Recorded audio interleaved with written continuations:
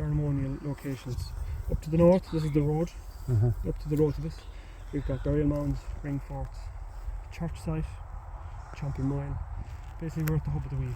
Okay, so this is one of the densest concentrations of archaeology found anywhere in Europe. Now we do sit in within a group of 6 sites, and we talk about them as the Royal Sites of Ireland, and these are part of a tentative list for inscription into the UNESCO status. So the Royal Site for Connacht is obviously where we are. We have the Royal Site for Ulster, Owenmacka or Navan Fort outside of the city of Armagh. We have a territory that doesn't survive today, territory translatable as the Middle, meaning it's Midda. It's the modern counties of Meath, Westmeath, Longford, Louth and parts of North Offaly, and it has 2 royal sites. The Hill of Tara, which a lot of people come to Rathcroghan will be familiar with, and the Hill of Uisneach. And Uisneach is regarded as the Phallus, the Axis Mundi, the centre of the universe for the Irish. But in the mythological stories it's referred specifically as Uav Cruachan, which is the cave of Cruachan, or She Cruachan, which is the otherworldly mound of Cruachan.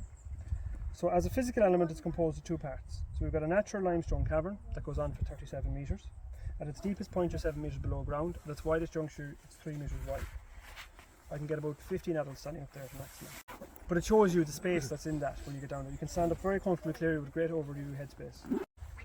So it's a natural cavern. It's been created by the movement of a slow stream that has eroded away the limestone for millennia to create this feature. So in the early medieval period, or actually slightly earlier we now know, they applied an entrance to it. So that's a 10 metre long, dry stone, lintled souterrain, so man-made passage. They've chiselled out the bedrock on its left and right hand side to provide a more formal entrance. And in the very entrance juncture itself, which is at a right angle, so as we look at it, you're taking a sharp left to go down underneath the road and into the middle of the next field. At its very entrance juncture, there are 2 Om or Ogham inscriptions. Om writing or Ogham writing. The suggestion is that this cave opportunised as an offering to test the youth, sending those on the verge of adulthood down for a rite of passage, a rite of initiation. So you're going down in one phase of your life, placed by a goddess of war that resides within the cave. She's a shape-shifting goddess known as the Morrigan, on Morrigan, the Great or the Phantom Queen. And she turns up in numerous guises throughout the literature. She turns up as a washerwoman at the ford, as a beautiful woman. She turns up as an eel, a white hornless red-eared heifer, a werewolf, but her most normal guise is as a raven or a hooded crow, turning up at the site of a battle or a site of butchery in order to take her piece. The Morrigan in her human guise on Samhain night is said to ride out of this cave in her chariot pulled by a one-legged chestnut-coloured horse, and she allows for the processes of winter to take hold.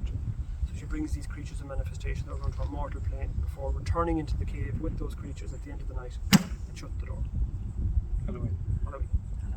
And that's where it comes from.